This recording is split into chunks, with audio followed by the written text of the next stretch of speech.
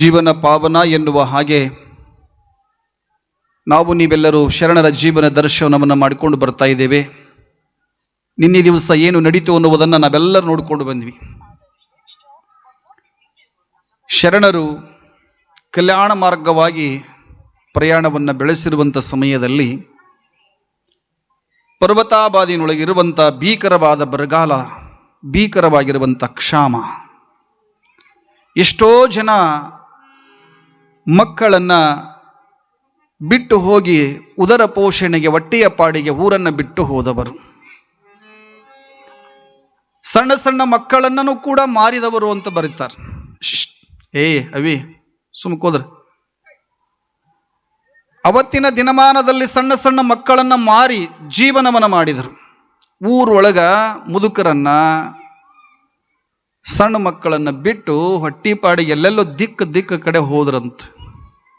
ಅದ ಸಮಯಕ್ಕೆ ಶರಣರ ಆಗಮನ ಪರ್ವತಾಬಾದಿಗೆ. ಪರ್ವತಾಬಾದಿನೊಳಗ ಆ ಪರಿಸ್ಥಿತಿಯನ್ನು ನೋಡಿದ ಬಳಿಕ ಶರಣರ ಕಣ್ಣೊಳಗೆ ನೀರು ಬಂದು, ಯಾಕೆ? ಅವರ ದುಃಖ ನನ್ನ ದುಃಖ ಅಂದ, ಅವರ ಕಷ್ಟ ನಮ್ಮ ಕಷ್ಟ ಅಂತ ತಿಳಿದುಕೊಂಡ್ರು, ಅವರ ನೋವು ನನ್ನ ನೋವು ಅಂತ ತಿಳ್ಕೊಂಡ್ರು. ಶರಣರು ಯಾಕೆ ದೊಡ್ಡವರಾದರು ಅಂತ ತಿಳ್ಕೊಂಡ್ರೆ, ಯಾರ ಕಷ್ಟದಲ್ಲಿ ಭಾಗಿ ಹಾಕ್ತಾರೆ. ಸತ್ತಾಗ ಚಟ್ಟಕ್ಕೆ ಹೆಗಲು ಕೊಡೋರು ದೊಡ್ಡವರಾಗುವುದಿಲ್ಲ. ಸತ್ತಾಗ ಚಟ್ಟಕ್ಕ ಹೆಗಲು ಕೊಡೋರು ದೊಡ್ಡವರಾಗುವುದಿಲ್ಲ. ಬದುಕಿನೊಳಗ ಹೆಗಲು ಕೊಟ್ಟವರು ದೊಡ್ಡವರಾಗ್ತಾರೆ. ಸತ್ತಾಗ ಚಟ್ಟಕ್ಕೆ ಹೆಗಲು ಕೊಡೋರು ಬಹಳ ಮಂದಿ ಇರ್ತಾರೆ.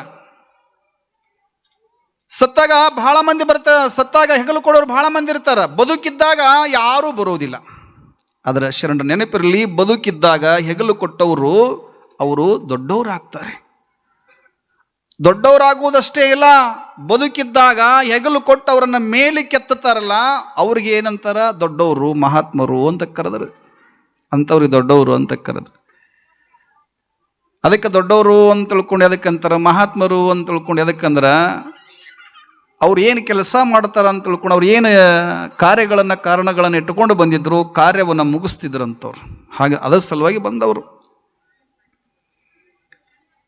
ಆದ್ರೆ ಇಲ್ಲಿ ಶರಣ ಬಸವೇಶ್ವರರು ಪರ್ವತಾಬಾದಿನೊಳಗೆ ಇರುವಂಥ ಕ್ಷಾಮ, ಬರಗಾಲ, ಮನೆ ಮನೆಗೆ ಹೋದರು, ಭಿಕ್ಷೆ ಬೇಡಿದರು, ಜೋಳ ತಂದರು, ದಾಸೋಹ ಮಾಡಿದರು. ನೋಡವರೆಲ್ಲಿ ಎಂಥ ಭಾವನೆ! ನಿಮಗ ಈ ಭಾವನೆ ಬರುವುದು ಬಹಳ ಅಪರೂಪ, ಬರೋದು ಕಷ್ಟ. ಅದಕ್ಕೆ ಅವರಿಗೆ ದಾಸೋಹದ ಮೂರ್ತಿ ಅಂತ ತಿಳ್ಕೊಂಡು ಕರ್ಕೊಂಡು ಬಂದರು. ಸುಮ್ಮನೆ ಅಲ್ಲ, ಅವರಿಗೆ ದಾಸೋಹದ ಮೂರ್ತಿಗಳು ಅಂತ ಕರೆದ್ರು. ಮತ್ತು ಸಾಲ ಮಾಡಿದ್ರಂತ. ಪರ್ವತಬಾದಿನೊಳಗೆ ಇರುವಂಥ ಸಮಯದೊಳಗೆ ಸಾಲ ಮಾಡಿದ್ರು. ಯಾರ ಸಲುವಾಗಿ? ತನ್ನ ಬಂಧು ಬಳಗದವರು ಯಾರ್ಯಾರು ಇರಲಿಲ್ಲ, ಬಂಧು ಬಳಗದವರು ಯಾರೂ ಇಲ್ಲದೇ ಇರತಕ್ಕಂಥ ಸಮಯದೊಳಗ ಅವರೆಲ್ಲವರೂ ಕೂಡ ನನ್ನವರು ಅನ್ನುವಂಥ ಭಾವನೆ ಇಟ್ಟುಕೊಂಡವರು. ಇವರು ನನ್ನವರು, ನನ್ನ ಬಂಧು ಬಳಗದವರು ಅಂತ ತಿಳಿದುಕೊಂಡು ಏನು ಮಾಡಿದ? ಶರಣರು ಸಾಲವನ್ನು ಮಾಡಿ ಆ ಊರಿನೊಳಗ ದಾಸೋಹವನ್ನು ಪ್ರಾರಂಭ ಮಾಡಿದ್ರಂತೆ. ದಾಸೋಹವನ್ನು ಪ್ರಾರಂಭ ಮಾಡಿದವರು. ಇಷ್ಟೆಲ್ಲ ಮಾಡಿದ ಬಳಿಕ ಮುಂದೊಂದು ದಿನ ಏನಂತ, ಸುಮಾರು ವರ್ಷಗಳ ಪರ್ಯಂತರ ಆ ಊರಿನೊಳಗ ದಾಸೋಹವನ್ನು ಮಾಡುತ್ತಾ ಬರುತ್ತಾ ಏನಾಯ್ತು, ಎಷ್ಟೋ ಜನ ಒಪ್ಪತ್ತಿನ ಗಂಜಿಗೂ ಕೂಡ ಗತಿ ಇಲ್ಲದ ಸಮಯದೊಳಗನ ಕೂಡ ಎಷ್ಟೋ ಜನ ತೀರಿಕೊಂಡು ಹೋಗಿರುವಂಥ ಸಮಯ. ಅಂಥ ಸಮಯದಲ್ಲಿ ಶರಣರು ಬಂದು ಆ ಊರಿನೊಳಗೆ ಪಾದ ಇಟ್ಟಿರ್ತಕ್ಕಂಥ ಒಂದು ಭೂಮಿ ಪರ್ವತಾಬಾದ. ಅವತ್ತಿನ ದಿನಮಾನದಲ್ಲಿ ಎಲ್ಲರನ್ನ ಕರೆದು ದಾಸೋಹವನ್ನು ಮಾಡಿ, ನೀವು ಯಾರೂ ಕೂಡ ಚಿಂತೆ ಮಾಡಬೇಡಿ, ಆರಾಮಾಗಿರಿ ಅಂತ ತಿಳ್ಕೊಂಡು ಹೇಳಿ ಆ ಊರಿಗಿರುವಂಥ ಬರಗಾಲವನ್ನು ಕಳೆದಿರ್ತಕ್ಕಂಥ ನಡೆದಾಡುವ ದೇವರಾದ, ಮಾತನಾಡುವ ದೇವರಾದ ಅವರ ಶರಣ ಬಸವ ಅಂತ ಕರೆಕೊಂಡು ಬಂದರು. ನೋಡಿ ಹೆಂಗಿರ್ಬೇಕು. ಎಲ್ಲರಿಗೆ ದೇವರನ್ನು ತಿಳ್ಕೊಂಡು ಅನ್ನಕ್ಕೆ ಬರ್ತೈತೇನು? ಎಲ್ಲರಿಗೆ ದೇವರು ಅಂತ ತಿಳ್ಕೊಂಡು ಅನ್ನಕ್ಕೆ ಬರಲಿಲ್ಲ. ಇಷ್ಟೊಂದು ಕೆಲಸವನ್ನು ಮಾಡ್ಕೊಡ್ತಿದ್ರಲ್ಲ, ಮಾಡಿದ ಬಳಿಕ ಆ ಊರಿಗೆ ಕಲಬುರಗಿಲಿಂದ ಒಬ್ಬ ದೊಡ್ಡಪ್ಪ ಅಂತ ತಿಳ್ಕೊಂಡು ಬರ್ತಿದ್ದ ದೊಡ್ಡಪ್ಪ ಗೌಡ ಒಂಟೆತ್ತಿನ ಮೇಲೆ ಜೋಳದ ವ್ಯಾಪಾರ ಮಾಡವ, ಬಹಳ ನಿಯತ್ತಿನಿಂದ ವ್ಯಾಪಾರ ಮಾಡವ. ಯಾವುದೇ ಮೋಸ ವಂಚನೆಗಳಿಲ್ಲದ ವ್ಯಾಪಾರ ಒಂದು. ಸತ್ಯವಾದ ಕಾಯಕ ಮಾಡುವಂಥ ಕೆಲಸ ಒಂದು. ಕಾಯಕ ಮಾಡಬೇಕಾದ್ರೆ ಸತ್ಯವಾದ ಕೆಲಸವನ್ನು ಮಾಡಬೇಕಂತೆ. ಸತ್ಯ ಶುದ್ಧವಾದ ಕಾಯಕವನ್ನು ಮಾಡ್ತಿದ್ದ.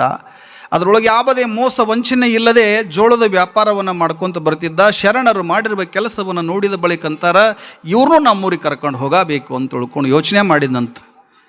ಯೋಚನೆ ಮಾಡ್ಕೊಂಡು ಏನು ಮಾಡಿದ ಅಂತ ತಿಳ್ಕೊಂಡ್ರೆ ಶರಣಪ್ಪನವ್ರ ಹತ್ರ ಬಂದ. ಯಪ್ಪ ನಮ್ಮೂರಿಗೆ ಹೋಗೋಣ ಅಂದ್ರವ್ರು. ಸಾಲ ಮಾಡಿನಪ್ಪ, ಜೋಳದ ಕಡ ತಂದಿನಪ್ಪ ಅಂದ್ರವ್ರು. ನೋಡಿ ಹೆಂಗಿರ್ಬೇಕು. ಜೋಳವನ್ನು ಕಡ ತಂದಿನಿ, ಸಾಲ ಮಾಡಿನಿ, ಎಲ್ಲ ತೀರಿಸಿ ನನ್ನ ದೊಡ್ಡಪ್ಪ ಗೌಡ್ರು. ಯಪ್ಪ ನೀ ಎಷ್ಟು ಸಾಲ ಮಾಡಿದಷ್ಟು ನಾನು ತೀರಿಸ್ತೀನಿ, ಜೋಳದ ಏನು ತೊಗೊಂಬಂದಿದ್ದಿ ಅದನ್ನೆಲ್ಲ ತೀರ್ತೀನಿ ತಿಳ್ಕೊಂಡು ಇರುವಂಥ ಒಂದು ಒಂಟಿ ಎತ್ತನ ಇತ್ತಲ್ಲ, ಆ ಎತ್ತನ್ನು ಮಾರಿ ಶರಣರು ಮಾಡಿರುವಂಥ ಸಾಲವನ್ನು ತೀರಿಸಿದನಂತ. ಜೋಳವನ್ನು ಕಡದಂತೆ ತಂದಿರುವಂಥ ಜೋಳವನ್ನು ಕೂಡ ಕೊಟ್ಟರಂತ. ಶರಣರಿಗೆ ಹೇಳಿದಂತೆಪ್ಪ ನೀವು ನಮ್ಮೂರಿಗೆ ದಯಮಾಡಿಸ್ಬೇಕು ಅಂತ, ನಮ್ಮೂರಿಗೆ ದಯಮಾಡಿಸ್ಬೇಕು ಅಂತ. ನೋಡಿ ಹೆಂಗಿರ್ಬೇಕು. ನೀವೆಲ್ಲರೂ ದಯಮಾಡಿಸ್ಬೇಕಂತ ತಿಳ್ಕೊಂಡು ಹೇಳಿದ್ರಿ. ಹಡಗಲಿ ಗ್ರಾಮದವರು ಪೂಜ್ಯರು ಬಂದಾರೆ, ಬಿಲ್ಕೇರಿಯವರು ಪೂಜ್ಯರು ಬಂದಾರೆ, ಸಂತರು ಬರಬೇಕು. ಮಹಾತ್ಮರು ಅವಾಗವಾಗ ಊರಿಗೆ ಬರ್ತಾ ಇರ್ಬೇಕಂತ. ಶರಣರ ಅವಾಗವಾಗ ಊರಿಗೆ ಬರ್ತಾ ಇರ್ಬೇಕಂತ. ಮಹಾತ್ಮರು ಬಂದು ಹೋಗ್ತಿರ್ಬೇಕು ಹಂಗ ಅವಾಗವಾಗ. ನಮ್ಮ ಊರೊಳಗೆ ಬಂದು ಹೋಗ್ತಿರ್ಬೇಕು. ಯಾಕೆ ಬಂದು ಹೋಗ್ಬೇಕ್ರಿ ಅಂತ ತಿಳ್ಕೊಂಡ್ರೆ, ಶರಣರ ಮಹಾತ್ಮರು ಬಂದು ಹೋದ್ರಪ್ಪ ಅಂತ ತಿಳ್ಕೊಂಡ್ರೆ, ಈಗ ಹೊಲದಾಗ ಟ್ಯಾಕ್ಟ್ರಿ ತೊಗೊಂಡು ಕುಂಟಿ ಹರಿಗಿದ್ರೆ ಕಸ ಎಲ್ಲ ಸ್ವಚ್ಛ ಆಕೈತಿ. ಹೊಲದೊಳಗೆ ಟ್ಯಾಕ್ಟ್ರಿ ಕುಂಟಿ ತೊಗೊಂಡೋಗಿ ಹೊಲವನ್ನು ಹರಿಗಿದ್ರೆ ಹೊಲ ಎಲ್ಲ ಸ್ವಚ್ಛ ಆಕತ್ತ. ಅದನ್ನು ಏನು ಮಾಡ್ತೀರಿ, ಒಂದಿಷ್ಟು ಕಸ ಬಂದಿರ್ತದೆ, ಕಸವನ್ನು ತೆಗೆದು ಹಾಕಿ ಒಂದಿಷ್ಟು ಅದನ್ನು ಸುಡ್ತೀರಿ. ಹಂಗೆ ನಮ್ಮ ಗಡಗಲಿ ಗ್ರಾಮಕ್ಕೆ ಮಹಾತ್ಮರು ಅವಾಗವಾಗ ಪಾದವನ್ನು ಹಾಕೋದು ಎದಕ್ಕೆ ಅಂತ ತಿಳ್ಕೊಂಡ್ರೆ, ನಿಮ್ಮೆಲ್ಲರ ಮನಸ್ಸಿನೊಳಗೆ ಕಾಮ ಕ್ರೋಧ ಲೋಭ ಮೋಹ ಮದಮತ್ಸರಗಳಂತ ಒಂದಿಷ್ಟು ಅಹಂಕಾರ ಅಂತಕ್ಕಂಥ ಕಸಗಳು ಬೆಳೆದಿರ್ತಾವ. ಆ ಕಸವನ್ನು ಕಿತ್ತಿ ಎಸೆಯುವುದಕ್ಕಾಗಿ ಪೂಜ್ಯರ ನಮ್ಮೂರಿಗೆ ಆಗಮನ ಆಗಿರ್ತದೆ. ಸಿಲಿಂಡ್ರ ನೆನಪಿರಬೇಕು ನಿಮಗೆ. ಪೂಜ್ಯರ ಆಗಮನ. ಮಹಾತ್ಮರು ಬಂದು ಸುಮ್ಮನೆ ಹೋಗಂಗಿಲ್ಲ. ನಮ್ಮ ಮನಸ್ಸಿನೊಳಗಿರ್ತಕ್ಕಂಥ ಕಸ ಕಡ್ಡಿಗಳನ್ನು ತೆಗೆದು ಹಾಕಲಿಕ್ಕಾಗಿ ಬಂದಿರ್ತಾರೆ. ಮಹಾತ್ಮರು ಸುಮ್ಮನೆ ಬರೋದಿಲ್ಲ. ಹಂಗೆ ಶರಣರ ಪಾದ ಅದು ಪವಿತ್ರವಾಗಿರ್ತಕ್ಕಂಥ ಪಾದ ಅಂತ ಕರ್ಕೊಂಡು ಬರ್ತಾರೆ. ಶರಣರನ್ನು ಕಲಬುರಗಿಗೆ ಕರ್ಕೊಂಡು ಹೋಗ್ಬೇಕಂತ ತಿಳ್ಕೊಂಡು ದೊಡ್ಡಪ್ಪ ಗೌಡ್ರು ಅಂತಾರೆ, ಯಪ್ಪ ನಮ್ಮೂರಿಗೆ ಬರಬೇಕಂತ ತಿಳ್ಕೊಂಡು ಕೇಳಿದಾಗ ಆಯ್ತಪ್ಪ ಬರ್ತೀನಿ ಅಂತ ತಿಳ್ಕೊಂಡು ಅವಾಗ ಶರಣರಿಗೆ ಹೇಳಿದ ಬಳಿಕ ಶರಣರು ಇಂಥ ದಿನ ಬರ್ತೀನಿ ಅಂತ ತಿಳ್ಕೊಂಡು ದೊಡ್ಡಪ್ಪ ಗೌಡ್ರು ಭಾಳಷ್ಟು ಅದ್ಧೂರಿಯಾಗಿರ್ತಕ್ಕಂಥ ಮೆರವಣಿಗೆ ಮುಖಾಂತರವಾಗಿ, ಅದ್ಧೂರಿಯಾದ ಮೆರವಣಿಗೆ ಮುಖಾಂತರ, ಕುಂಭಗಳ ಮುಖಾಂತರ, ಕಳಸದವರ ಮುಖಾಂತರ ಊರೇ ಹಬ್ಬದ ವಾತಾವರಣವಾಗಿತ್ತಂತ ಕಲಬುರಗಿ ಒಳಗೆ. ಎಲ್ಲರನ್ನ ಕತ್ತಿದ್ರು, ನಮ್ಮೂರಿಗೆ ಇವತ್ತು ಒಬ್ಬ ಸಂತ ಬರಕತ್ತಾನ, ನಮ್ಮೂರಿಗೆ ಇವತ್ತು ಒಬ್ಬ ಗುರುಗಳು ಬರಕತ್ತಾರ, ನಮ್ಮೂರಿಗೆ ಒಬ್ಬ ಶರಣ ಬರಕತ್ತಾನ, ಒಬ್ಬ ಮಹಾತ್ಮ ಬರಕತ್ತಾನ, ಒಬ್ಬ ಸತ್ಪುರುಷ ಬರಕತ್ತಾನ ಅಂತ ತಿಳ್ಕೊಂಡು ಇಡೀ ಊರಿನ ಜನ ಎಲ್ಲ ಮನೆ ಮುಂದೆ ರಂಗೋಲಿಯನ್ನು ಹಾಕಿ ಬಾಳೆದಿಂಡಗಳನ್ನು ಕಟ್ಟಿ ತೆಂಗಿನ ಗರಿಗಳನ್ನು ಕಟ್ಟಿದ್ದರಂತ. ಪ್ರತಿಯೊಬ್ಬರೂ ಕೂಡ ಊರೊಳಗೆ ಶರಣರು ಬರ್ತಾರ ಅಂತ ತಿಳ್ಕೊಂಡ್ರೆ ಇಡೀ ಊರ ಕಲಬುರಗಿಯ ಪುರವೇ ಶಿವನೇ ನಮ್ಮೂರಿಗೆ ಧರೆಗೆ ಹಿಡಿದು ಬಂದಿದ್ದಾನೆ ಎನ್ನುವ ಹಾಗೆ ಊರಿನ ಜನ ಎಲ್ಲರೂ ಕೂಡ ನಮ್ಮೂರು ಪಾವನ ಮಾಡಲಿಕ್ಕಾಗಿ, ಕಲಬುರಗಿಯನ್ನು ಪಾವನ ಮಾಡುವುದಕ್ಕೋಸ್ಕರ ನಮ್ಮೂರಿಗೆ ಶರಣಬಸಪ್ಪನವರು ಶಿವನ ರೂಪದಲ್ಲಿ ಬರಕತ್ತಾರ ಅಂತ ತಿಳ್ಕೊಳ್ತಿದ್ರಂತ. ಶಿವನ ರೂಪದೊಳಗೆ ನಮ್ಮೂರಿಗೆ ಬಂದರು ಅಂತ. ಅದಕ್ಕೆ ಎಲ್ಲ ಕಡೆ ಮೆರವಣಿಗೆ ಮಾಡಿದರು. ಶರಣರನ್ನು ಪುರ ಪ್ರವೇಶ ಅಂತ ಕರೀತಾರೆ. ಎಲ್ಲ ಕಡೆ ಮೆರವಣಿಗೆ ಮಾಡ್ಕೋತ ಬಂದ್ರಂತ. ಬಂದ ಬಳಿಕ ದೊಡ್ಡಪ್ಪ ಗೌಡ್ರ ಮನೆ ಒಳಗೆ ವಸತಿ ಮಾಡ್ತಾರೆ. ದೊಡ್ಡಪ್ಪ ಗೌಡ್ರ ಮನೆ ಒಳಗೆ ವಸತಿ ಮಾಡಿದರು. ಎಲ್ಲರೂ ಜನ ಎಲ್ಲ ಬಹಳಷ್ಟು ಜನ ಬರೋರು. ಜ್ಞಾನದಾಸೋಹ ಅಂತ ಕರೀತಾರೆ. ಮೊದಲಿಗೆ ಶರಣರು ಏನು ಮಾಡ್ತಿದ್ರು, ಜ್ಞಾನದಾಸೋಹವನ್ನು ಮಾಡ್ತಿದ್ರು. ನಂತರ ಅನ್ನದಾಸೋಹ ಅಂತ ಕರೀತಾರೆ. ಅವರು ಬಂದವರಿಗೆಲ್ಲ ಸುಮ್ಮನೆ ಇರಲಿಲ್ಲ. ಶರಣರು ಏನಂತ ತಿಳ್ಕೊಂಡ್ರೆ ಜ್ಞಾನದಾಸೋಹವನ್ನು ಕೊಟ್ಟು ಕಳಿಸೋರು. ಜ್ಞಾನದಾಸೋಹ ಅಂದ್ರೆ ಪ್ರವಚನ. ಅವರೆಲ್ಲರಿಗೂ ಕೂಡ ಜ್ಞಾನದಾಸೋಹವನ್ನು ಕೊಟ್ಟು ನಂತರ ಏನಂತ ತಿಳ್ಕೊಂಡ್ರೆ ಅನ್ನದಾಸೋಹ. ಎಲ್ಲರಿಗೆ ಏನಂತ ತಿಳ್ಕೊಂಡು ಮೊದಲಿಗೆ ನೆತ್ತಿಯ ಹಸಿವು, ನಂತರ ಏನಂತ ತಿಳ್ಕೊಂಡ್ರೆ ಹೊಟ್ಟೆಯ ಹಸಿವು ಅಂತ ಕರೀತಾರೆ. ಎಲ್ಲರಿಗೂ ಕೂಡ ಹಿಂಗಿರ್ತದ. ಅದಕ್ಕೆ ಶರಣಪ್ಪನವರು ಮೊದಲಿಗೆ ಪ್ರವಚನವನ್ನು ನೀಡಿ ಅವರೆಲ್ಲರಿಗೂ ಉಪದೇಶ ಆದ ಬಳಿಕ ನಂತರ ಏನಂತ ತಿಳ್ಕೊಂಡ್ರೆ ಅವರಿಗೆ ದಾಸೋಹವನ್ನು ಮಾಡಿಸಿ ಕಳಿಸೋರು. ದಿನನಿತ್ಯ ಹೀಗೆ ನಡೀತಿತ್ತಂತ. ಬರೋರು ಹೋಗೋರು ಹೀಗೆಲ್ಲ ನಡೀತಿತ್ತು. ನಡೆಯುವಂಥ ಸಮಯದೊಳಗೆ ಏನಾಯ್ತು ಅಂತ ತಿಳ್ಕೊಂಡ್ರೆ, ಒಂದು ಸರೆ ಊರೊಳಗೆ ಒಬ್ಬ ಆಗರ್ಭ ಶ್ರೀಮಂತನಾಗಿರುವಂಥವನು, ಸುಮ್ಕೋದ್ರಲ್ಲಿ ಅಲ್ಲಿ ಮಾತಾಡ್ತಾರೆ. ಆಗರ್ಭ ಶ್ರೀಮಂತನಾಗಿರ್ತಕ್ಕಂಥವನು ಪರಮಾತ್ಮ ಎಲ್ಲರಿಗೂ ಏನೆಲ್ಲ ಕೊಟ್ಟಿರ್ತಾನಂತ, ಎಲ್ಲವನ್ನ ಕೊಟ್ಟಿರ್ತಾನಂತೆ ಪರಮಾತ್ಮ. ಆದರೆ ಒಂದನ್ನು ಮಾತ್ರ ಕಸಿದುಕೊಳ್ತಾನಂತೆ, ಎಲ್ಲರಿಗೂ ಕೂಡ ಸಮನಾಗಿ ಕೊಡೋದಕ್ಕೆ ಸಾಧ್ಯವೇ ಇಲ್ಲ ಅಂತ. ಸಮನಾಗಿ ಕೊಡೋಕ್ಕೆ ಸಾಧ್ಯವೇ ಇಲ್ಲ.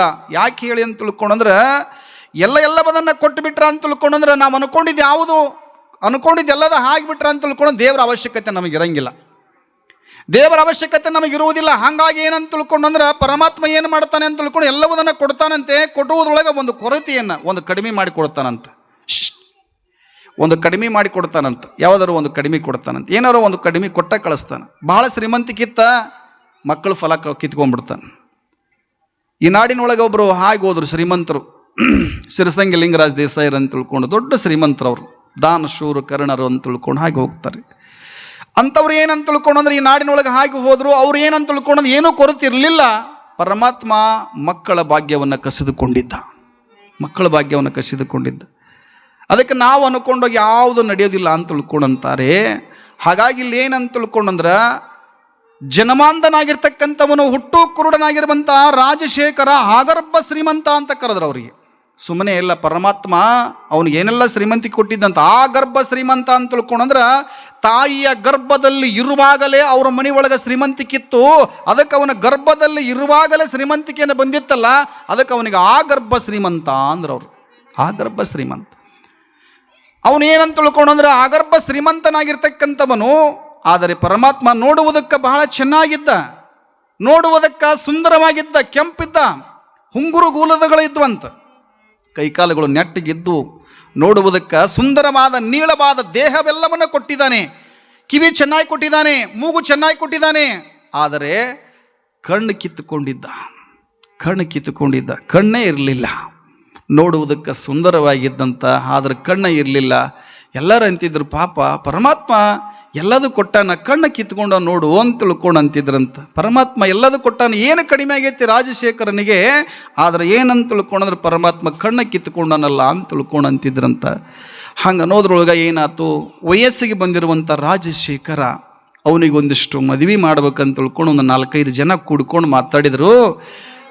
ಪ್ರಾಯದ ವಯಸ್ಸಿಗೆ ಬಂದಿರುವಂಥ ರಾಜಶೇಖರನಿಗೆ ಮದುವೆ ಮಾಡಬೇಕಂತ ತಿಳ್ಕೊಂಡು ಯೋಚನೆ ಮಾಡಿ ಅವರಂದರು, ಎಲ್ಲಿ ಕನ್ಯೆ ಹುಡುಕೋದು ಬೇಡ, ಮತ್ತು ಅಕ್ಕನ ಮಗಳದಳ ಆಕಿನ ಕೇಳಿಬಿಟ್ರೆ ಕೊಡ್ತಾಳೆ ಕನ್ಯಾನ ಅಂತ ತಿಳ್ಕೊಂಡು ಯೋಚನೆ ಮಾಡ್ಕೊಂಡು ಏನು ಮಾಡಿದ್ರು, ದೊಡ್ಡಪ್ಪ ಗೌಡ್ರ ಮನೆ ಒಳಗಿರುವಂಥ ಶರಣರ ಹತ್ರ ಬಂದರು. ರಾಜಶೇಖರನ ಕರ್ಕೊಂಡು ಶರಣ ಬಸವೇಶ್ವರ ಹತ್ರ ಬರ್ತಾರೆ. ಬಂದ ಬಳಿಕ ಅವಾಗ ಎಲ್ಲರೂ ಅಂದರು, ಯಪ್ಪ ಹಿಂಗೆ ರಾಜಶೇಖರ ಅಂತ ತಿಳ್ಕೊಂಡು ಜನಮಾಂಧ, ಹುಟ್ಟು ಕುರುಡನಾಗಿರ್ತಕ್ಕಂಥವನು. ಹಾಗಾಗಿ ಏನೆಲ್ಲ ಕೊರತೆ ಏನಿಲ್ಲ, ಭಗವಂತ ಎಲ್ಲವನ್ನ ಕೊಟ್ಟಿದ್ದಾನೆ, ಆದರೆ ಕಣ್ಣನ್ನು ಮಾತ್ರ ಕಿತ್ತಿಕೊಂಡಾನ ಅಂತ ತಿಳ್ಕೊಂಡಂದ್ರು. ಶರಣರ ನೆನಪಿರಲಿ, ನಮಗೂ ನಿಮಗೆಲ್ಲರೂ ಏನಂತ ತಿಳ್ಕೊಂಡ್ರೆ, ನಮಗೆಲ್ಲ ಈ ಸುಂದರವಾದ ದೇಹವನ್ನು ಕೊಡಬೇಕಾದ್ರೆ ಸುಮ್ಮನೆ ಕೊಡೋದಿಲ್ಲ. ನಾವು ಹಿಂದಿನ ಜನ್ಮದಾಗ ಏನಾದರೂ ಪುಣ್ಯ ಮಾಡೀವಿ ಅಂತ ತಿಳ್ಕೊಂಡ್ರೆ ಮಾತ್ರ ಏನಂತ ತಿಳ್ಕೊಂಡ್ರೆ ನಮಗೆ ದೇಹವನ್ನು ಚೆನ್ನಾಗಿ ಕೊಡ್ತಾನೆ, ಸುಂದರವಾದ ದೇಹವನ್ನು ನೀಡ್ತಾನೆ. ಇಲ್ಲಾಂದ್ರೆ ನಾವು ಏನಾದರೂ ಪಾಪಗಳನ್ನು ಮಾಡಿದ್ವಿ ಅಂತ ತಿಳ್ಕೊಂಡ್ರೆ ನಮಗೇನಂತ ತಿಳ್ಕೊಂಡ್ರೆ ಮುಂದಿನ ಜನ್ಮದಾಗ ಇಲ್ಲ ಕಾಲರ ಕಳಿತೇನ, ನಾವು ಕೈಯಿಂದ ಪಾಪ ಮಾಡಿದ್ವಿ ಅಂದ್ರೆ ಕೈಯರ ಕಳಿತಾನ, ಕಾಲಿಂದ ಪಾಪ ಮಾಡಿದ್ರೆ ಕಾಲು ಕುಂಟು ಮಾಡ್ತಾನೆ. ಈ ಕಣ್ಣಿನಿಂದ ಪಾಪ ಮಾಡಿದ್ವಿ ಅಂತ ತಿಳ್ಕೊಂಡ್ರೆ ಮುಂದಿನ ಜನ್ಮದಾಗ ನಮ್ಮ ಕಣ್ಣು ಕಿತ್ಕೊಂತಾನೆ. ಈ ಬಾಯಿಂದ ಏನಾದರೂ ನಾವು ನುಡಿಬಾರ್ದು ನುಡಿದಿದ್ವಿ ಅಂತ ತಿಳ್ಕೊಂಡ್ರೆ ಮುಂದಿನ ಜನ್ಮದಾಗ ಮೂಕನಾಗಿ ಹುಟ್ಟಿಸ್ತಾನೆ. ನಾವು ಮಾಡಿರುವಂಥ ಪ್ರಾರಬ್ಧ ಕರ್ಮ ಶರಣರು ಅದು ಯಾರನ್ನ ಬಿಡಂಗಿಲ್ಲ. ಅದಕ್ಕೆ ಪುಣ್ಯದ ಕರ್ಮ ಮಾಡ್ರಿ ಅಂತ ತಿಳ್ಕೊಂಡು ಯಾಕೆ ಹೇಳ್ತಾರೆ, ಎಲ್ಲರೂ ಬಂದವರು ಎಲ್ಲರೂ ಮಹಾತ್ಮರು ಯಾಕೆ ಹೇಳ್ತಾರೆ, ಪುಣ್ಯದ ಕೆಲಸ ಮಾಡ್ರಿ ಅಂತ ತಿಳ್ಕೊಂಡಂತಾರೆ. ಯಾಕೆಂದ್ರೆ ಮುಂದಿನ ಜನ್ಮ ಅನ್ನೋದು ನಿಮಗಿತ್ತಪ್ಪ ಅಂತ ತಿಳ್ಕೊಂಡ್ರೆ ಮುಂದಿನ ಜನ್ಮದಾಗ ಕೂಡ ಸುಂದರವಾದ ದೇಹವನ್ನು ಕೊಡ್ತಾನೆ ಪರಮಾತ್ಮ ಅಂತ ತಿಳ್ಕೊಂಡಂತಾರೆ. ಪ್ರಾರಬ್ಧಕ್ಕೆ ಯಾರೂ ಹೊಣೆಯಿರಲ್ಲ. ನೀವು ಮಾಡಿದ್ದು ನೀವ ಉಣ್ಬೇಕು, ಬದ್ಲಾರು ಉಣ್ಣಾಕೆ ಬರಂಗಿಲ್ಲ. ಈಗ ನೀವು ಮಾಡಿದ ರೊಟ್ಟಿನ ನಾವು ಉಣ್ಣಾಕೆ ಬರ್ತೈತೆ. ಕರೆ ನೆನಪಿರಲಿ, ಪಾಪ ಮತ್ತು ಪುಣ್ಯಗಳೇನದಾವಲ್ಲ, ಪಾಪ ಮಾಡಿದ್ದನ್ನು ಯಾರು ತೊಗೊಳಂಗಿಲ್ಲ, ಪಾಪ ಮಾಡಿದ್ದು ಯಾರು ತೊಗೊಳಂಗಿಲ್ಲ ರೀ, ಯಾರ್ಯಾರು ತೊಗೊಳಕ್ಕೆ ಸಾಧ್ಯನೇ ಇಲ್ಲ. ಆದ್ರೆ ಪುಣ್ಯ ಮಾಡಿದ್ದು ಮಾತ್ರ ಎಲ್ಲರೂ ತೊಗೊತಾರೆ. ನೆನಪಿರಬೇಕು, ಪುಣ್ಯ ಮಾಡಿರಿ ಅಂತ ತಿಳ್ಕೊಂಡ್ರೆ ಎಲ್ಲರೂ ತೊಗೊತಾರೆ. ನನಗೆ ಇಟ್ಕೊಡು ನಿನಗೆ ಇಟ್ಟು. ಪುಣ್ಯ ಅಂದ್ರೆ ಏನು ರೀ, ನೀ ಪುಣ್ಯದ ಫಲದಿಂದ, ನೀವು ಮಾಡಿರುವಂಥ ಪುಣ್ಯದ ಫಲದಿಂದ ನಿನ್ನಿಂದ ಇರ್ತಕ್ಕಂಥ ಎಲ್ಲರೂ ಊಟ ಮಾಡ್ತಾರೆ, ನಿನ್ನಿಂದ ಎಲ್ಲರೂ ಕೂಡ ಅದರ ಅನುಭವಿಸ್ತಾರೆ. ನಿನ್ನ ಪುಣ್ಯದ ಫಲವನ್ನು ಎಲ್ಲರೂ ಅನುಭವಿಸ್ತಾರೆ. ಆದರೆ ಪಾಪದ ಫಲವನ್ನು ಅನುಭವಿಸೋಕ್ಕೆ ಸಾಧ್ಯನೇ ಇಲ್ಲ. ಯಾರು ಒಲ್ಲೆ ಅಂತಾರೆ, ಒಲ್ಲೆ ನೀ ಮಾಡಿದ ನೀನ ಅನುಭವಿಸೋದನಂತಾರೆ, ನೀ ಮಾಡಿದ ನೀನ ಅನುಭವಿಸ್, ನಾವು ಅಲ್ಲೇ ಅಂತ ತಿಳ್ಕೊಂಡಂತಾರೆ. ಹೌದ್ರಿ. ಅದಕ್ಕೆ ಇನ್ನೊಬ್ಬರು ಅನುಭವಿಸೋಕೆ ಸಾಧ್ಯನೇ ಇಲ್ಲ. ಇನ್ನೊಬ್ಬರ ಕಡೆಯಿಂದ ನಾವು ಏನಪ್ಪ ಅಂತ ತಿಳ್ಕೊಂಡ್ರೆ ನಾವು ಮಾಡಿದ್ದು ನಾವ ಹುಣಬೇಕಂತ ತಿಳ್ಕೊಂಡು ಕರೀತಾರೆ. ನಾವು ಮಾಡಿದ್ದನ್ನು ನಾವ ಹುಣಬೇಕು, ಇನ್ನೊಬ್ರಿಗೆ ಹುಣ್ಣಕ್ಕೆ ಸಾಧ್ಯನೇ ಇಲ್ಲ. ಈಗ ಇವತ್ತೇನು ಇಲ್ಲೇನೈತೆ ಪೂಜಾರು ಬರ್ತಾರಂತ ತಿಳ್ಕೊಂಡು ನಾವು ಮೊದಲ ಗೊತ್ತಿದ್ದಿಲ್ಲ. ಆದರೂ ಕೂಡ ಇವತ್ತು ಅವ್ರದ್ದು ಏನಂತ ತಿಳ್ಕೊಂಡ್ರೆ ಇವತ್ತು ಪಾವನ ಸಾನ್ನಿಧ್ಯ ಐತಿ. ಇವತ್ತು ಪಾವನ ಸಾನ್ನಿಧ್ಯ ನಮ್ಮ ಗುರುಗಳು ಬರ್ತಾರೆ, ಬಿಲ್ಕೇರಿ ಗುರುಗಳು ಬರ್ತಾರೆ, ನಂದವಾಡಿ ಪೂಜಾರು ಬರ್ತಾರೆ. ಇವತ್ತಂತ ತಿಳ್ಕೊಂಡು ಇವತ್ತು ಮೊದಲ ಆಗೈತೆ, ಅದು ಮೊದಲ ಇರ್ತೈತೆ ಅಂತ. ಮೊದಲಾಗ ಹಾಗೆ ಇರ್ತೈತೆ ಅಂತ. ಪೂಜಾರ ಇವತ್ತು ಪ್ರಸಾದ ಇಲ್ಲೇ ಇರ್ತೈತೆ, ಪೂಜಾರ ಬಂದು ಪ್ರಸಾದ ಒಂದು ಇಲ್ಲೇ ಇರ್ತೈತೆ ಅಂತ ತಿಳ್ಕೊಂಡು ಮೊದಲ ಆಗಿರ್ತೈತೆ ಅಂತದು ಯಾರಿಗೂ ಬಿಡೋದು. ಅದಕ್ಕೆ ಹರಿಣಾಪಿ ಅರಣಪಿ ಬ್ರಹ್ಮಣಪಿ ಲಲಾಟ ಲಿಖಿತ ರೇಖಾ ಪರಮಾಷ್ಟ್ರಂ ನೋ ಶಕ್ಯತಿ ಅಂತ ಕರ್ಕೊಂಡು ಬರ್ತಾರೆ. ಹಂಗೆ ನಮ್ಮ ಪ್ರಸಾದ ಆಗಲಿ, ನಾವು ಎಲ್ಲಿ ಇರಬೇಕು, ಎಲ್ಲಿ ಹುಣಬೇಕು ಅಂತ ತಿಳ್ಕೊಂಡು ಮೊದಲ ಬರೆದು ಕಳಿಸಿರ್ತಾನಂತ. ನಾವು ಅನ್ಕೊಂಡ್ರೆ ಹಂಗಿಲ್ಲ, ಇವತ್ತು ಹುಣಬೇಕಂದು ನಾವು ಅನ್ಕೊಂಡಿದ್ದಿಲ್ಲ ರೀ. ಇವತ್ತು ಕಲ್ಲಂಗಡಿ ಹಣ್ಣು ತಿನ್ಬೇಕು ಅಂತ ತಿಳ್ಕೊಂಡು ಅನ್ಕೊಂಡಿದ್ದಿಲ್ಲ. ನಮ್ಮ ಅಪ್ಪವ್ರು ಏನು ಮಾಡಿದ್ರು, ಬಡಗನ 2 ಗಂಟೆಗೆ ಕಲ್ಲಂಗಡಿ ಹಣ್ಣು ಐತೆ ನೋಡಿ ತಿನ್ನಂದ್ರೆ ಅವ್ರು. ನಾವು ಅನ್ಕೊಂಡೇ ಇರಲಿಲ್ಲ ಕಲ್ಲಂಗಡಿ ಹಣ್ಣು ಐತೆ ಅಂತ ತಿಳ್ಕೊಂಡು ಅನ್ಕೊಂಡ್ರಲ್ಲ, ಶಾಸ್ತ್ರಿ ತಿನ್ನೋದು ಕಲ್ಲಂಗಡಿ ಹಣ್ಣು ಅಂತ ತಿಳ್ಕೊಂಡ್ರು. ಅದು ಮೊದಲಾಗ ಬರೆದಿರ್ತೈತೆ, ಅದು ಏನು ಮಾಡೋಕೆ ಬರೋಂಗಿಲ್ಲ. ಮತ್ತು ಸಾಯಂಕಾಲ ನಾವು ಏನು ಸುಮ್ಮನೆ ಕೂತ್ಕೊಂಡಿದ್ವಿ ಚಹಾ ಕುಡ್ಕೊಂತ, ಚಹಾ ಕುಡಿಬೇಡ ಬಾಯಿಲೆ ಅಂತ ತಿಳ್ಕೊಂಡು ಮತ್ತೆ ಏನು ಮಾಡಿದ್ರು, ಅವು ಯಾವ ಬಿಸ್ಕಿಟ್ ಅಂತಾರಲ್ರಿ, ಯಾವ ಬಿಸ್ಕಿಟ್ ಅವಕ್ಕೆ ಯಾವ ಬಟರ್ ಬಿಸ್ಕಿಟ್ ಅಂದರೆ ಬೆಣ್ಣೆ ಬಿಸ್ಕಿಟ್ ಕೊಟ್ಟು ಕಳಿಸಿದ್ರು. ಅದು ನಮಗೆ ಗೊತ್ತಿದ್ದಿಲ್ಲ, ಹಿಂಗೆ ಅದು ಮೊದಲ ಇರ್ತೈತೆ ಅಂತದು. ನಾವೇನು ಮಾಡಿದ್ರು ಕೇಳಂಗಿಲ್ಲ. ಅದು ಮೊದಲ ಬರೆದು ಕಳಿಸಿರ್ತೈತೆ ಅಂತ, ಹಿಂಗಾಗಿ ಉಣ್ಬೇಕು, ಇವತ್ತು ಹಿಂಗೆ ಇಂಥದ್ದು ಪ್ರಸಾದ ಐತೆ ಅಂತ ತಿಳ್ಕೊಂಡು.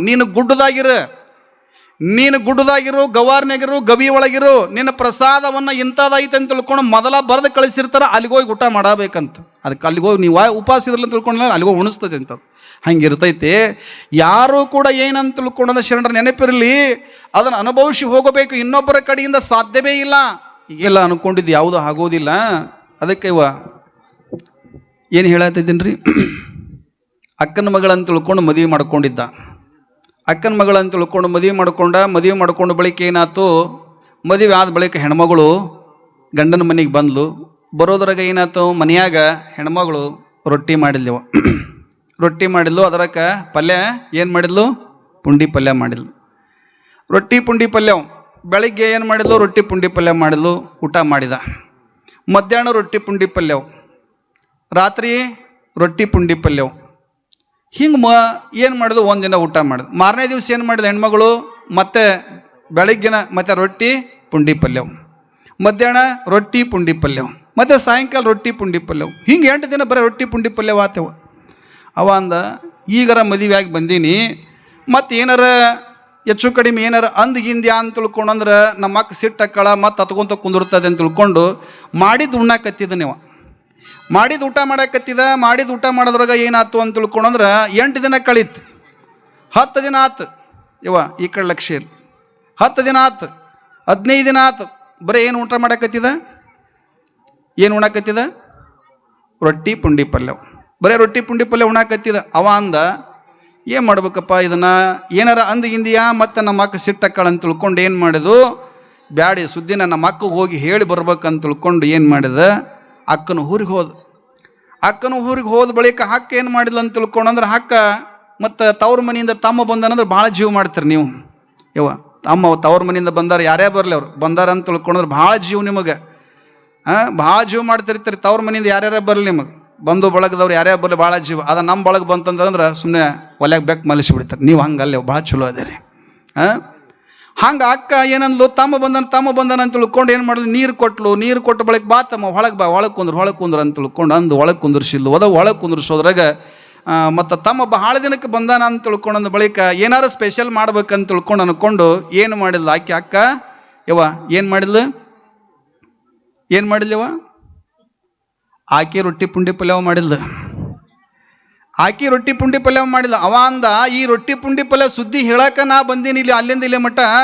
ಅಕ್ಕನು ಏನು ಮಾಡಕತ್ತಾಳ, ರೊಟ್ಟಿ ಪುಂಡಿ ಪಲ್ಯ ಮಾಡ್ಯಾಳ ಅಂತ ತಿಳ್ಕೊಂಡು, ಇನ್ನು ತಿಂದಿಲ್ಲ ಅಂದ್ರೆ ಅಕ್ಕ ಸಿಟ್ಟಕ್ಕಳ ಅಂತ ತಿಳ್ಕೊಂಡು ಏನು ಮಾಡಿದ, ಏನಾರ ಯಾಕಾಗಲ್ದಕ್ಕ ಅಂತ ತಿಳ್ಕೊಂಡು 15 ದಿನಗಟ್ಟಲೆ ತಿಂದೀನಿ, ಇವತ್ತೊಂದಿನ ತಿಂದ ಬಿಡ್ತೀನಿ ಅಂತ ತಿಳ್ಕೊಂಡು ಏನು ಮಾಡಿದ, ಆದ್ರೆ ಆಗಲಿ ಅಂತ ತಿಳ್ಕೊಂಡು ಅನ್ಕೊಂಡು ಏನು ಮಾಡಿದ, ರೊಟ್ಟಿ ಪುಂಡಿ ಪಲ್ಯ ತಿನ್ನೋದ್ರಾಗ ಏನಾಯ್ತು ಅಂತ ತಿಳ್ಕೊಂಡ್ರೆ, ಅಷ್ಟು ದಿನಗಳ ಪರ್ಯಂತರ ಏನು ತಿಂದಿದ್ನಲ್ಲ, ತಿಂದ ಬಳಿಕ ಅದು ಏನಾಗಿತ್ತು, ಪಿತ್ತ ಹೆಚ್ಚಾಗಿ ಅವತ್ತ ಅಕ್ಕನ ಮನೆಗೆ ರೊಟ್ಟಿ ಪುಂಡಿ ಪಲ್ಯ ತಿಂದು ಅಲ್ಲೇ ಮೂರ್ಛೆ ಬಂದು ಒತ್ಕೊಂಬಿದ್ದ.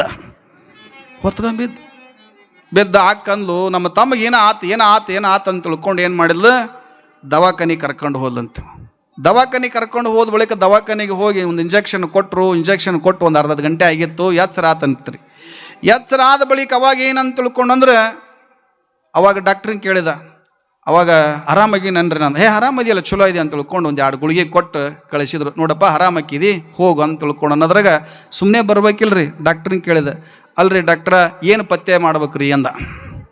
ಏನು ಪತ್ತೆ ಮಾಡ್ಬೇಕಂತ ತಿಳ್ಕೊಂಡು ಅನ್ನೋದ್ರಾಗ ಡಾಕ್ಟ್ರ್ ಅಂದ್ರಂತ, ಇನ್ನೂ 3 ತಿಂಗಳು ರೊಟ್ಟಿ ಪುಂಡಿ ಪಲ್ಯ ತಿನ್ನಿ ಅಂದ್ರ. ಪ್ರಾರಬ್ಧ ಅಂತಾರೆ. ಅದಕ್ಕೆ ರಾಜಶೇಖರನಿಗೆ ಏನಾಯಿತು ಅಂತ ತಿಳ್ಕೊಂಡಂದ್ರ, ಇಂದಿನ ಜನ್ಮದ ಯಾವ ಪಾಪ ಮಾಡಿದ್ನೋ ಗೊತ್ತಿಲ್ಲ, ಕಣ್ಣು ಹೋಗಿದ್ದು, ಕಣ್ಣು ಇರಲಿಲ್ಲ, ಆದ್ರೆ ಆಗರ್ಭ ಶ್ರೀಮಂತ. ಅವನಿಗೆ ಏನೇನೋ ಕೊರತೆ ಇರಲೇ ಇರ್ತಕ್ಕಂಥ ಆಗರ್ಭ ಶ್ರೀಮಂತನಾಗಿರುವಂಥ ಸಮಯದೊಳಗೆ ಪ್ರಾಯದ ವಯಸ್ಸಿಗೆ ಬಂದಿದ್ದಾನೆ. ಮದುವೆ ಮಾಡ್ಬೇಕಂತ ತಿಳ್ಕೊಂಡು ಏನು ಮಾಡಿದ್ವಿ, ವಿಚಾರ ಮಾಡಕತ್ತಿದ್ರು. ವಿಚಾರ ಮಾಡಿದ ಬಳಿಕ 4-5 ಜನರನ್ನು ಕರ್ಕೊಂಡು ಏನು ಮಾಡ್ತಾರ, ದೊಡ್ಡಪ್ಪ ಗೌಡ್ರ ಮನೆ ಒಳಗೆ ಇರುವಂಥ ಶರಣ ಬಸವೇಶ್ವರ ಹತ್ರಕ್ಕೆ ಬಂದರು. ಶರಣ ಬಸಪ್ಪನವ್ರ ಹತ್ರ ಬಂದಾಗ ಶರಣ ಬಸವೇಶ್ವರರ ಹತ್ರ ಬಂದು ಹೇಳ್ತಾರೆ, ಯಪ್ಪ ನಾವು ಇಂಥವ್ರು ಹಿಂಗ, ಇವನು ಜನಮಾಂದನಾಗಿರುವಂಥ ರಾಜಶೇಖರ ಹುಟ್ಟು ಕುರುಡನಾಗಿರ್ತಕ್ಕಂಥವನು. ಅದಕ್ಕೆಪ್ಪ ಇವನು ಪ್ರಾಯದ ವಯಸ್ಸಿಗೆ ಬಂದಿದ್ದಾನೆ, ಇವರ ಅಕ್ಕ ಇದ್ದಾಳೆ, ಅಕ್ಕನ ಮಗಳದಾಳ, ಮದುವೆ ಮಾಡ್ಬೇಕಂತ ತಿಳ್ಕೊಂಡು ಯೋಚನೆ ಮಾಡಾಕತ್ತೀವಪ್ಪ. ನಿಮ್ಮ ಬಾಯಿಂದ ನೀವು ಒಂದಿಷ್ಟು ಹೇಳಿದ್ರಂತ ತಿಳ್ಕೊಂಡ್ರೆ ಅಕ್ಕ ಒಂದಷ್ಟು ಕನ್ಯಾ ಕೊಡ್ಬೋದು ಅಂತ ತಿಳ್ಕೊಂಡು ಹಿಂಗೆ ಯೋಚನೆ ಮಾಡಿ ಹೇಳಿದ್ರಂತ. ಹೇಳೋದ್ರಾಗ ಏನಾಯ್ತು ಅಂತ ತಿಳ್ಕೊಂಡ್ರೆ ಅಕ್ಕನ ಕರೀರಿ ಅಂತ ತಿಳ್ಕೊಂಡಂದ್ರು. ಅಕ್ಕನ ಕರೆದ್ರಂತ. ಅಕ್ಕನ ಕರೆದ ಬಳಿಕ ಅಕ್ಕ ಬರ್ತಾಳೆ. ಬಂದು ಹೇಳಿದ್ರಂತ ಶರಣ ಬಸಪ್ಪನವರು, ನೋಡಮ್ಮ ನಿನ್ನ ಒಡ ಹುಟ್ಟಿದ ತಮ್ಮ ಬೇರೆ ಯಾರೂ ಅಲ್ಲ, ಒಡ ಹುಟ್ಟಿರ್ತಕ್ಕಂಥ ತಮ್ಮದನ. ತಮ್ಮನಿಗೆ ನೀ ಏನಂತ ತಿಳ್ಕೊಂಡು ನಿನ್ನ ಮಗಳು ಕೊಟ್ರಪ್ಪ ಅಂತ ತಿಳ್ಕೊಂಡ್ರೆ ನಿನ್ನ ವಂಶ, ತವರ ಮನೆಯ ವಂಶ ಉದ್ಧಾರ ಆಕತೆ, ತವರ ಮನೆಯ ಜ್ಯೋತಿ ಬೆಳಗ್ತದ, ನಿನ್ನ ಮಗಳು ಕೊಡು ಅಂತ ತಿಳ್ಕೊಂಡು ಶರಣ ಬಸಪ್ಪನವ್ರು ಹೇಳಿದ್ರು. ಹೇಳಿದ ಬಳಿಕ ಆಕೆಂತಾಳ, ನಿಮ್ಮಂಥವ್ರು 100 ಮಂದಿ ಹೇಳಿದ್ರು ಕೂಡ ನಾ ಕೇಳಂಗಿಲ್ಲ, ಕುಡ್ಡುಗೆ ನಾನು ಏನಂತ ತಿಳ್ಕೊಂಡು ಮಗಳನ್ನ ಕೊಟ್ಟು ನನ್ನ ಮಗಳನ್ನ ಬದುಕು ಹಾಳು ಮಾಡಿಕೊಳ್ಳಂಗಿಲ್ಲ ಅಂತ ತಿಳ್ಕೊಂಡು ಎದ್ದು ಹೊರಟು ಹೋದ್ಲು. ಅವ ಕುರುಡನಿಗೆ ನಾನು ಮಗಳನ್ನ ಕೊಟ್ಟು ನಾನು ನನ್ನ ಮಗಳ ಬದುಕ ಹಾಳು ಮಾಡಕ್ಕೆ ತಯಾರಿಲ್ಲ, ನಾ ಕೊಡಂಗಿಲ್ಲ, ನಿಮ್ಮಂಥವ್ರು 100 ಮಂದಿ ಹೇಳಿದ್ರು ಕೊಡಂಗಿಲ್ಲ ಅಂತ ತಿಳ್ಕೊಂಡು ಎದ್ದು ಹೋದಂತ. ಎದ್ದು ಹೋಗೋದ್ರಾಗ ಏನಾಯ್ತು ಅಂತ ತಿಳ್ಕೊಂಡ್ರೆ ಮನೆಗೆ ಹೋಗ್ಯಾಳ. ಶರಣರ ಒಂದು ಮಾತನ್ನು ಮೀರಿ ಹೋಗ್ಯಾಳ, ಮಹಾತ್ಮರ ಮಾತನ್ನು ಮೀರಿ ಹೋಗ್ಯಾಳ. ಶರಣರಿಗೆ ನಿಂದೆ ಮಾಡಿ ಮನೆಗೂ ಹೋಗಬಾರ್ದು ಅಂತ ತಿಳ್ಕೊಂಡಂತಾರ, ಮಹಾತ್ಮರಿಗೆ ನಿಂದೆ ಮಾಡಿ ಮನೆಗೂ ಹೋಗಬಾರ್ದು ಅಂತ ತಿಳ್ಕೊಂಡಂತಾರ. ಹಾಗಾಗಿ ಶರಣರ ಮಾತನ್ನು ಮೀರಿ ಮನೆಗೆ ಹೋಗುವುದೊಳಗಾಗಿ ಅಕ್ಕನ ಮಗಳೇ ಕುರುಡಿಯಾಗಿದ್ದಾಳೆ. ತನ್ನ ಮಗಳ ಕುರುಡಿ ಆಗ್ಯಾಳ. ಅವಾಗಂತಾಳ, ನನ್ನ ಕಣ್ಣು ಕಾಣಿಸ್ತಾ ಇಲ್ಲ ಅಂತ ತಿಳ್ಕೊಂಡ ಬಳಿಕ ಅವಾಗ ಅಕ್ಕಂತಾಳ, ಅಯ್ಯೋ ಶಿವ, ನಾನೊಬ್ಬ ದೊಡ್ಡಪ್ಪ ಗೌಡ್ರ ಮನೆ ಒಳಗೆ ಇರುವಂಥ ಸಮಯದಲ್ಲಿ ಶರಣರು ಅಂತ ತಿಳ್ಕೊಂಡು ಬಂದಿದ್ರು, ಅವರ ಮಾತಿಗೆ ನಾನು ಬೆಲೆ ಕೊಡದಿದ್ದಕ್ಕಾಗಿ ನನ್ನ ಮಗಳ ಕುರುಡಿ ಆಗ್ಯಾಳ ಅಂತ ತಿಳ್ಕೊಂಡಂದ್ರು. ನನ್ನ ಮಗಳ ಕುರುಡಿ ಆಗ್ಯಾಳ ಅಂತ ತಿಳ್ಕೊಂಡು ಅನ್ನಕತ್ತಿಲ್ಲು. ತಾನು ಮಾಡಿರ್ತಕ್ಕಂಥ ತಪ್ಪನ್ನು ಪ್ರಾಯಶ್ಚಿತ್ತಕ್ಕಾಗಿ ಅನುಭವಿಸಕತ್ತಿಲ್ಲ. ಅಯ್ಯೋ ಶಿವ, ನಾ ಎಲ್ಲಿ ಹೋಗಲಿ, ಕುರುಡಿ ಮಗಳನ್ನ ಕಟ್ಟಿಕೊಂಡು ಎಲ್ಲಿ ಹೋಗಲಿ, ಯಾರ ಹತ್ರ ಹೋಗಲಿ ಅಂತ ತಿಳ್ಕೊಂಡು ಹಿಂಗೆ ಯೋಚನೆ ಮಾಡಾಕತ್ತಿದ್ರು. ಯೋಚನೆ ಮಾಡ್ಕೊಂತ ಇರುವಂಥ ಸಮಯದೊಳಗೆ ಅವಾಗ ಏನಂತ ತಿಳ್ಕೊಂಡು ಅಂದ್ರೆ ಶರಣರ ನೆನಪಿರಲಿ, ಮಗಳು ಕರ್ಕೊಂಡು ಬಂದ್ಲಂತ. ಮಗಳನ್ನು ಕರೆದುಕೊಂಡು ಎಲ್ಲಿಗೆ ಬರ್ತಾಳ ಅಂತ ತಿಳ್ಕೊಂಡು ಅಂದ್ರೆ ಸೀದಾ ಶರಣ ಬಸವೇಶ್ವರ ಹತ್ರ ಬಂದು, ಯಪ್ಪ ನಾ ಮಾಡಿದ್ದು ತಪ್ಪಾಗ್ಯದ, ನಿಮ್ಮ ವಚನಕ್ಕೆ ತಪ್ಪಿ ನಡೆದೀನಿ, ನಿಮ್ಮ ಮಾತನ್ನು ಮೀರಿ ಹೋಗಬಾರ್ದಾಗಿತ್ತಪ್ಪ, ನನ್ನ ಮಗಳನ್ನು ಕೊಟ್ಟು ನಾನು ಮದುವೆ ಮಾಡುತ್ತೇನೆ ನನ್ನ ತಮ್ಮನಿಗೆ ಅಂತ ತಿಳ್ಕೊಂಡಂತಾಳ. ನನ್ನ ಮಗಳನ್ನು ಕೊಟ್ಟು ನನ್ನ ತಮ್ಮನಿಗೆ ಮದುವೆ ಮಾಡ್ತೀನಿ ಅಂತ ತಿಳ್ಕೊಂಡಂತಾಳ. ಅದಕ್ಕೆ ಈ ದೇಹದಲ್ಲಿ ಏನಂತ ತಿಳ್ಕೊಂಡ್ರೆ ಶರಣರ ನೆನಪಿರಲಿ, ನಮಗೂ ನಿಮಗೆಲ್ಲರಿಗೂ ಬಹಳಷ್ಟು ಮುಖ್ಯವಾಗಿರ್ತಕ್ಕಂಥದ್ದು. ಜಗತ್ತಿನೊಳಗ ಕಿವಿ ಇಲ್ಲದವರು ಬದುಕ್ಯಾರ, ಬಾಯಿ ಇಲ್ಲದವರು ಬದುಕ್ಯಾರ, ಶರಣರ ಕೈ ಇಲ್ಲದವರು ಬದುಕ್ಯಾರ, ಕಾಲಿಲ್ಲದವರು ಬದುಕ್ಯಾರ. ಆದ್ರೆ ಕಣ್ಣು ಇಲ್ಲದವರು ಬದುಕಬೇಕಾದ್ರೆ ಬಹಳ ಕಷ್ಟ ಜೀವನ ಶರಣರ, ಬಹಳ ಕಷ್ಟ ಐತಿ.